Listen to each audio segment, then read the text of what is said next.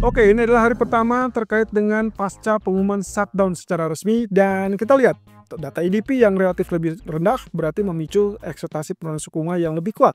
Sehingga akhirnya kita melihat harga emas relatif menciptakan rekor tertinggi baru. Tapi kenapa dia mengalami penurunan? Apakah ini penurunan bertanda bahwa kenaikannya sudah selesai atau justru penurunan yang kita kategorikan adalah mencari tenaga baru untuk terobos level 3.900? Ini dia ulasannya. Oke, kalau Anda ingat di posisi ini kita masih tetap memiliki trend channel yang arahnya turun untuk US dollar atau DXY, yang berarti kita mengartikan ini adalah indikasi terjadinya penurunan lanjutan ataupun pelemahan lanjutan dari US dollar. Tentunya dengan candlestick yang kurang lebih sekitar 4 candle ya mengalami penurunan, berarti harusnya secara teori sih ini adalah lanjutan penurunan dengan konteks bahwa kemungkinan bisa jadi dia menghinggapi ataupun melirik zona low sebelumnya. Oke, berarti kita asumsikan level terendah yang memungkinkan untuk diincar untuk hari ini adalah level 97.18. Itu pun dengan catatan kalau range-nya relatif terbatas. Tapi kalau lihat secara keseluruhan, maka yang kita perhatikan adalah level terendah 96 ini.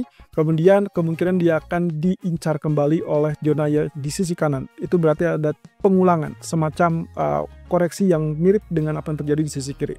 Nah, terlepas nantinya apakah ini akan menjadi double bottom atau tidak, kita hindari terkait dengan hal tersebut, karena untuk sementara waktu kita artikan ini adalah sinyal untuk terjadinya pelemahan lebih lanjut. Oke, sementara itu kalau kita perhatikan dari DXY, berarti kita lihat dari indikasi imbal hasil treasury.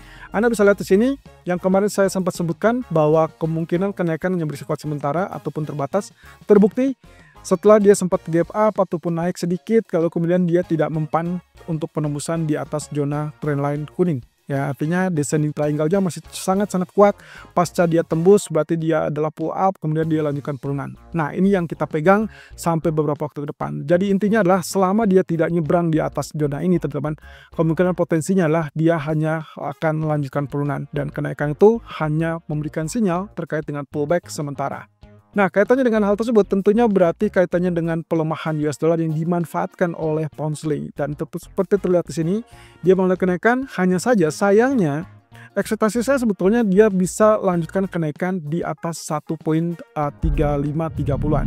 Tapi apa daya, setelah dia mulai kenaikan, ternyata dia tidak kuat dan lanjut dengan penurunan atau ditutup dengan sedikit lebih rendah. Tapi secara keseluruhan kalau kita perhatikan dari candle, oke, kita bisa asumsikan bahwa ini adalah sinyal bullish untuk pound sterling. Apalagi dengan data ekonomi yang minim, praktis dia hanya memanfaatkan pelemahan US dollar. Nah, ini berarti konteksnya adalah dalam beberapa jam ke depan, kalau Anda melihat area ini bisa ditembus, 1.3530 ditembus, Anda berarti bisa melihat bullish akan berlanjut dan itu kemungkinan Anda bisa pertahankan posisi buy. Tapi jangan senang dulu, karena kita punya resisten berikutnya yang cukup dekat dari candle hitam ini. Dan itu berarti area low yang ada di tanggal 19 September. Dan itu adalah 1.3460 dan tertingginya adalah 1.3550. Jadi artinya waktu dia tembus 1.3530, waspadalah dengan area 1.3550. Karena itu bisa saja menjadi rejection yang sangat kuat dan akhirnya menekan kembali. Dan konsekuensinya akan terjadi penurunan sampai ke 1.3450 tadi.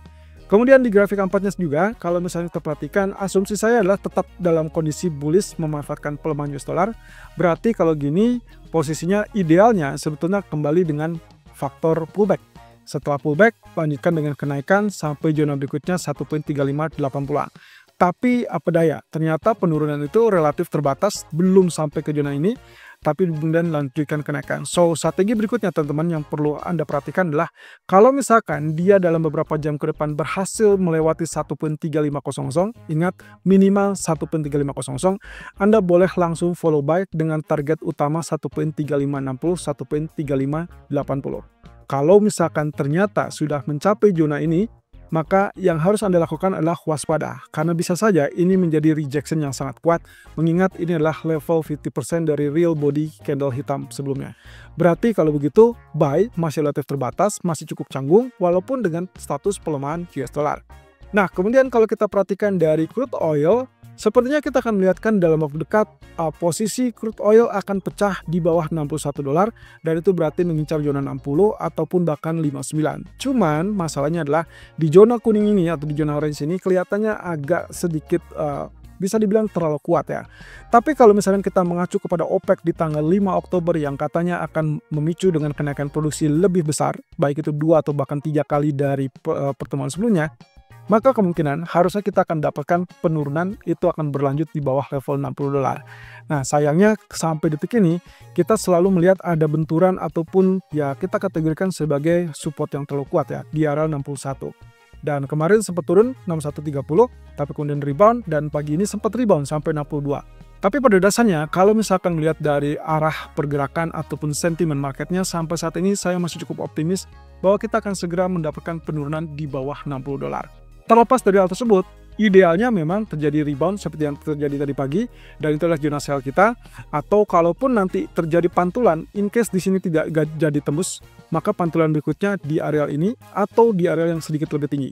Artinya Anda punya keleluasaan untuk memilih area sell di area 63 atau di area 62.50-an. Nah, tapi kalau misalkan nanti kelihatan tembus 61.30, Anda boleh hold, Anda boleh pertahankan, atau Anda boleh lanjutkan sell dengan asumsi bahwa penurunan berikutnya proyeksinya akan tercapai zona berikutnya, dan itu adalah zona $59. Nah, terkait dengan harga emas, kalau Anda ingat terkait dengan pergerakan atau respon pergerakan di saat FOMC meeting yang lalu, itulah terjadi sempat penurunan, dan yang terjadi waktu itu adalah penurunan seperti demikian. Ya, kurang lebih kalau misalkan diperhatikan penurunan ini mungkin hanya sekedar sesaat gitu ya. Nah, Anda bisa lihat kembali kalau saya perkecil. Nah, inilah di tanggal 18 ya, 18 September.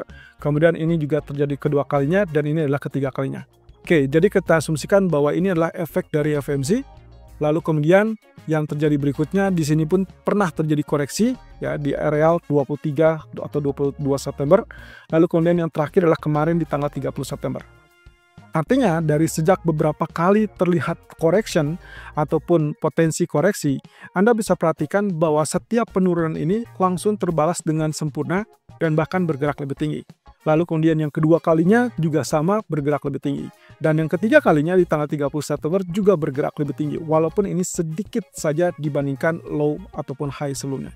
Oke, pada dasarnya kalau kita perhatikan dari trennya yang masih tetap bullish, maka seharusnya normalnya adalah kalaupun terjadi penurunan kembali, persis dengan tadi pagi ataupun tadi malam, maka konteksnya yang kemungkinan bisa kita incar sebagai zona buy adalah zona kuning atau zona abu-abu ini.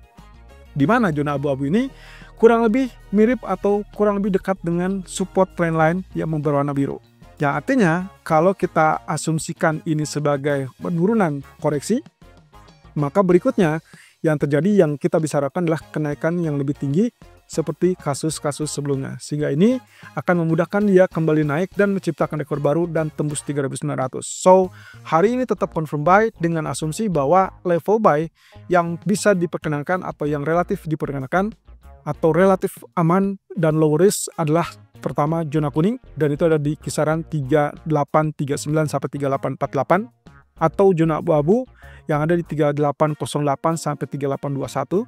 Kemudian target kenaikan kemungkinan kita akan lihat tembus di atas 3895 atau bahkan lanjutkan dengan kenaikan yang lebih spesifik, yaitu Fibonacci expansion 161,8 di 3946. Nah, pada waktu dekat yang kita perlukan adalah kemungkinan potensi penembusan di atas 3895, atau dalam waktu dekat lagi kalau misalkan Anda melihat penembusan di atas 3876, berarti adalah pertanda Anda bisa lakukan buy atau hold buy. Nah, di grafik keempat kaitannya dengan potensi dari ascending broadening wedge, menurut saya kemungkinan bisa dikategorikan bahwa kenaikan sudah selesai dari broadening wedge tersebut.